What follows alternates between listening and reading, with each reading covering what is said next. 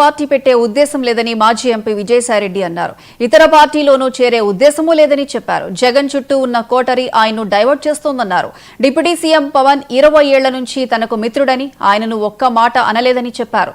శ్రీకాకుళం జిల్లా అంపోలులో రెడ్డి కుల సామాజిక భవన నిర్మాణ శంకుస్థాపన కార్యక్రమంలో పాల్గొన్న విజయసాయిరెడ్డి ఈ వ్యాఖ్యలు చేశారు.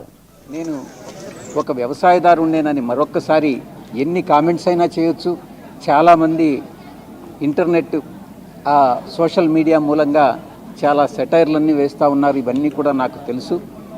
ఎప్పుడు మా యొక్క తండ్రి గారు వ్యవసాయవేత్తే, నేను చార్టర్డ్ అకౌంటెంట్ అయ్యి ఆ తర్వాత రాజకీయాల్లోకి వచ్చి వివిధ పదవులు చేసిన తర్వాత తిరిగి రాజకీయాల నుంచి విరమించుకోవడం జరిగింది.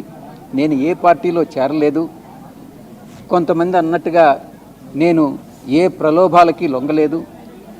ఏ పార్టీలో చేరాలని నేను అనుకోలేదు. ఎటువంటి భయాలకు నేను లొంగేవాడిని కాదు. నా మీద చాలా ఒత్తిళ్ళు వచ్చాయి. చాలా ఒత్తిళ్ళు వచ్చాయి.